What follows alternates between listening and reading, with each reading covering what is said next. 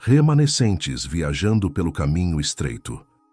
Enquanto estive em Battle Creek, Michigan, em agosto de 1868, sonhei que estava com uma grande multidão. Parte daquela assembleia mostrava-se preparada para viajar. Tínhamos carroças abarrotadas. Caminhando nós, a estrada parecia subir. De um lado havia um profundo precipício, e do outro, uma muralha alta, lisa e branca, como paredes com acabamento em gesso. À medida que avançávamos, a estrada se tornava mais estreita e íngreme. Em alguns lugares parecia tão estreita que concluímos não mais poder viajar com as carroças carregadas. Desatrelamos os animais para, com parte da bagagem, prosseguir a viagem a cavalo. Prosseguindo nós, o caminho continuava ainda a estreitar-se. Fomos obrigados a andar junto à muralha para não cair do caminho estreito ao precipício.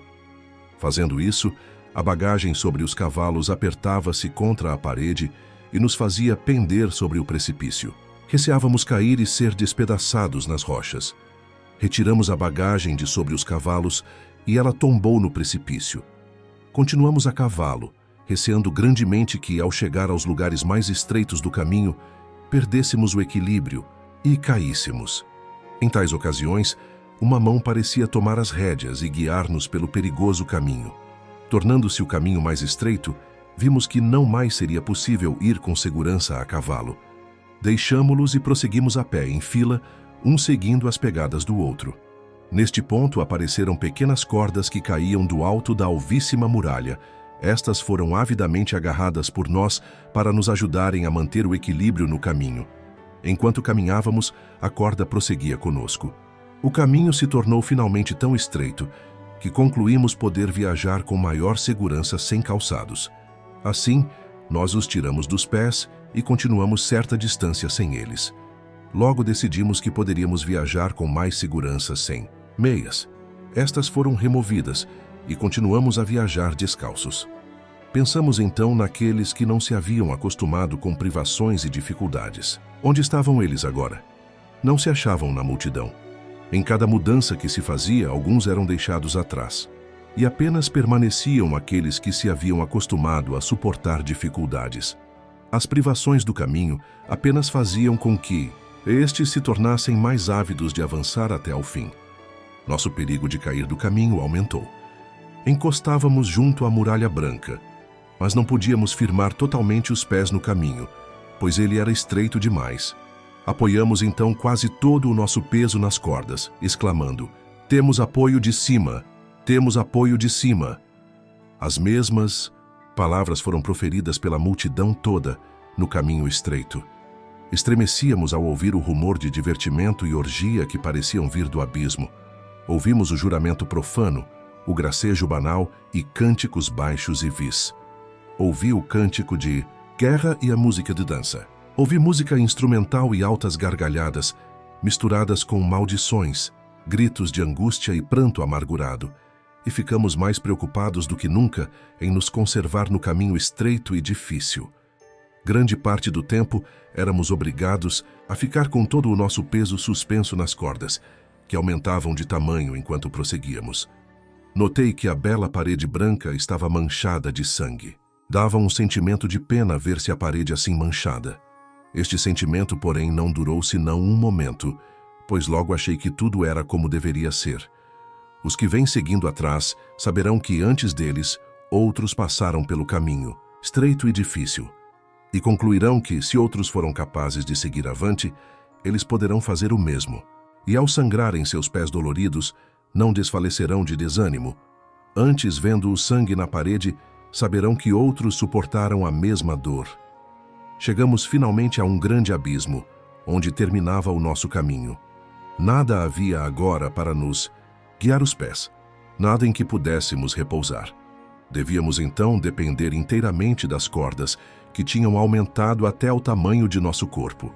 Ali estivemos por algum tempo, imersos em perplexidade e angústia.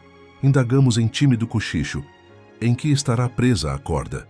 Meu esposo estava precisamente diante de mim. Grandes gotas de suor caíam-lhe da fronte, as veias de seu pescoço e têmporas haviam crescido tanto que atingiam 2 vezes seu volume. Normal. e gemidos abafados e agonizantes vinham de seus lábios. O suor escorria-me pelo rosto, e eu experimentava uma angústia tal como ainda não havia provado. Terrível luta estava diante de nós. Fracassássemos ali, e todas as dificuldades de nossa jornada teriam sido em vão. Diante de nós, do outro lado do abismo, havia um belo campo de relva verde, de aproximadamente 15 centímetros de altura. Eu não podia ver o sol, mas raios de luz, brilhantes e suaves, assemelhando-se ao ouro e à prata fina, incidiam sobre o campo. Coisa alguma que eu houvesse visto sobre a terra poderia comparar-se em beleza e glória com aquele campo. Mas nos seria possível alcançá-lo? Essa era a ansiosa indagação. Se a corda se partisse, haveríamos de perecer. Outra vez, em angustioso cochicho, foram sussurradas as palavras: em que estará presa a corda? Por alguns momentos hesitamos em nos arriscar. Então exclamamos: nossa única esperança está em confiar inteiramente na corda. Dela temos dependido em todo o caminho difícil. Ela não falhará agora. Ainda estávamos hesitantes e angustiados. Foram então proferidas estas palavras: Deus segura a corda. Não devemos temer. Estas palavras foram então repetidas por aqueles que estavam atrás de nós e acompanhadas destas outras: Ele não nos faltará agora. Trouxe-nos até aqui em segurança. Meu marido deu então um salto por sobre o assustador abismo ao belo campo além. Eu segui imediatamente. Oh, que sensação de alívio e gratidão a Deus experimentamos. Ouvi levantarem-se vozes em louvor triunfal a Deus. Eu era feliz, perfeitamente feliz. Despertei e vi que, pela ansiedade que experimentara ao passar pelo caminho difícil, todos os meus nervos pareciam estar a tremer. Esse sonho não necessita de comentário.